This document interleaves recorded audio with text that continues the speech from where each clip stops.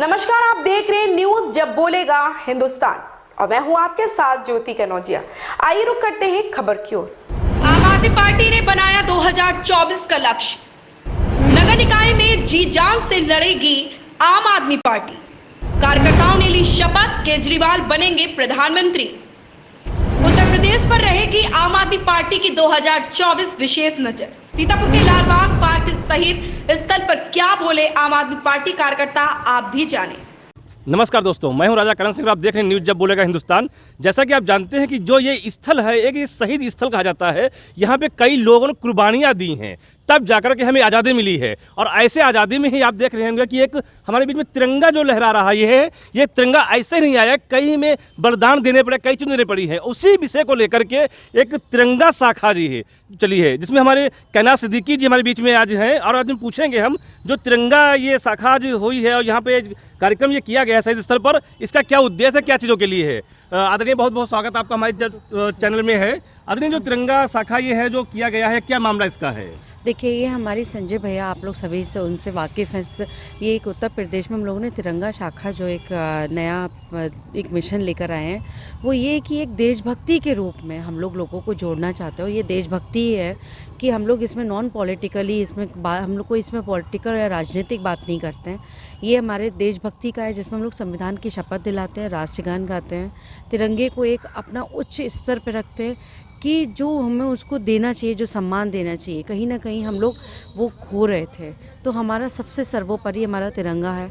उसके बाद हम लोग उस पर राष्ट्रगान गाते हैं, फिर हम लोग संविधान की शपथ लेते हैं और उसके अंतर्गत एक हम लोग अपने महापुरुष के ऊपर विचार करते हैं कि भाई हम लोगों को बताना चाहते हैं कि हमारे महापुरुषों ने कैसे बलिदान दिया था, कैसे अपने प्राणों को त्याग दिया था, जब जाकर के हम लोग आज इस भारत में जो हम लोग रह रहे हैं अपने देश में। तो स्वतंत्रता उनका बहुत बड़ा हाथ था, तो उनको हम लोग को जानना होगा कि क्या है जो हम लोग कहीं ना कहीं ख़त्म हो रहा था। मतलब संविधान का भी आप सभी वाकिफ़ है कि चीरहरण हो रहा था।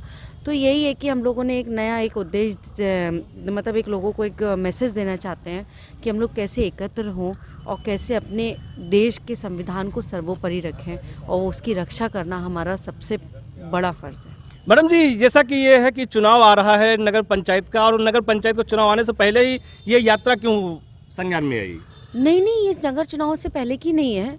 ये हम लोगों का पूरा इसका जो तिरंगा शाखा का जो हम लोगों का बन रहा था, एक संगठन था, ये बहुत पहले से इसका कार्यक्रम चल रहा है। लेकिन मैडम, जैसे कि तिरंगा शाखा जो है यात्रा है, ये इससे पहले नहीं देखी गई, ये आज पहली बार देखी जा रही है सीतापुर में? नहीं, सीतापुर में नहीं पहली बार देखी जा रही है। ये हम लोगों का जुलाई में हम लोगों ने लॉन्च किया था और तिरंगा शाखा हमारी लगती थी। आज आप पहली बार उपस्थित हुए हो अलग है, लेकिन आप देख रहे होंगे कि उत्तर प्रदेश में हमारी करीब 1000 से ऊपर शाखाएं लग रही हैं, हर ज़िले में लग रही हैं, कई ज़िलों में हर गली हर मोहल्ले तक में भी पहुंची हैं। तो वो है, अब जैसे कि हमारे आज से ही ये समझ लीजिए कि मैं संयोजक मंडल हमारे राकेश जी हैं, तो अब इस शाखा को यही आगे कंटिन्यू करेंगे। इन्हीं के नेतृत्व में पूरी हमारी सीतापुर ज़िले की शाखाएं लगेंगी और घर घर तक हमारी शाखाओं को उम्मीद करेंगे कि ये फैलाएंगे और मजबूती से फैलाएंगे। हमारा एक हेल्पलाइन नंबर भी है 8805328805, जो तिरंगा शाखा का है। लोगों को जोड़ने के लिए इस पर मिस कॉल भी कर सकते हैं और व्हाट्सएप पर जय हिंद लिख करके एक मैसेज करेंगे, हमारे उस पर लिंक्स आएंगे, वो उसको फॉर्म को फिल कर सकते हैं। कोई वॉलंटियर्स है जो भी बनना चाहते हैं, वहाँ से हमारी पूरी टीम उनको कोऑर्डिनेट करती है। अच्छा मैडम, जैसे आपने संजय भैया का नाम लिया और सक्सेना जी का नाम लिया, तो क्या इन चीज़ों को माना जाए कि नगर पालिका का चुनाव लड़ने के लिए आप लोग तैयार हैं? वो तो खैर पूरी तरह से है ही है, दमखम से हैं। आप लोग देख ही रहे होंगे, जय हिंद लिख करके एक मैसेज करेंगे, हमारे उस पर लिंक्स आएंगे, वो उसको फॉर्म को फिल कर सकते हैं। कोई वॉलंटियर्स है जो भी बनना चाहते हैं, वहाँ से हमारी पूरी टीम उनको कोऑर्डिनेट करती है। अच्छा मैडम, जैसे आपने संजय भैया का नाम लिया और सक्सेना जी का नाम लिया, तो क्या इन चीज़ों को माना जाए कि नगर पालिका का चुनाव लड़ने के लिए आप लोग तैयार हैं? वो तो खैर पूरी तरह से है ही है, दमखम से हैं। आप लोग देख ही रहे होंगे, गुजरात में हम लोग सरकार बना रहे हैं, पंजाब में बना चुके हैं, दिल्ली में चली रही है। तो धीमे धीमे हम लोग को है, जनता को विकल्प मिल भी चुका है। और अगर पढ़ा लिखा व्यक्ति ही देश को चला सकता है, ना कि अंगूठा छाप। क्योंकि देखिए, हम सब समाज में ही देखते हैं, दोनों उसमें फ़र्क होता है कि जो एक पढ़े लिखे की सोच में और एक कम पढ़े लिखे की सोच में जो फ़र्क है, वो यहीं से ही पैदा होता है। तो वो ही हम लोग जब देखते हैं कि 2 कदम उसके चलना और 2 कदम उसके एक अनपढ़ के चलना और 2 कदम एक पढ़े लिखे के चलना, दोनों में फ़र्क दिखता है। तो वही एक सीधे से लोगों के सामने एग्जाम्पल है कि जब आप हमारा देश को एक पढ़े लिखों के हाथों में देंगे, तब वो देश कुछ और होगा, और जब हम अनपढ़ों के हाथों में देंगे तो वो देश कुछ और होगा। तो बेहतर तो यही होगा कि हम अपने देश को कैसे बचाएंगे, कैसे अपने संविधान को ज़िंदा रखेंगे, जो आज जिसके दम पर हम लोग आज यहाँ पर हैं। वो संविधान को कितने रूप में यूं ही नहीं लिख दिया गया था, वो भी 147 बार पढ़ करके उसको लोगों के सामने सभाएं करी जाती थी, फिर उसमें बदलाव किए जाते थे, काटा जाता था, संशोधन किया जाता था।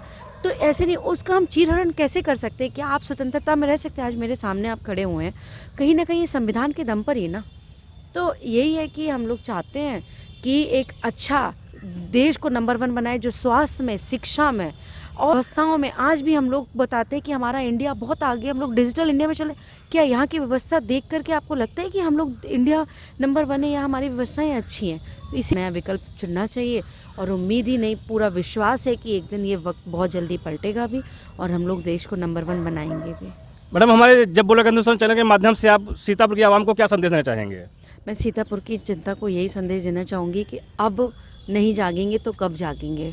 अब तो कम से कम हम लोगों को अपने बच्चों के स्वास्थ्य के लिए, बच्चों की पढ़ाई के लिए, अपने घर परिवार की एक अच्छी सुविधाओं के लिए, अपने देश को बचाने के लिए एक नए कदम उठाना चाहिए।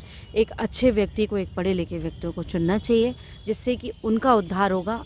देश का उद्धार तभी होगा जब हमारा इंसान का उद्धार होगा, तब हम देश का उद्धार कर पाएंगे। हम देश तभी बढ़ा पाएंगे जब हमारा बच्चा पढ़ेगा, क्योंकि जब वो पढ़ेगा तो वो सवाल पूछेगा और सवाल पूछेगा तो वो एक नई बुनियाद पे लेके जाएगा। जब हम अनपढ़ रह जाएंगे तो हम किसी से अपना ना हक मांगेंगे ना सवाल पूछ पाएंगे, क्योंकि उसको उतने गट्स नहीं होते।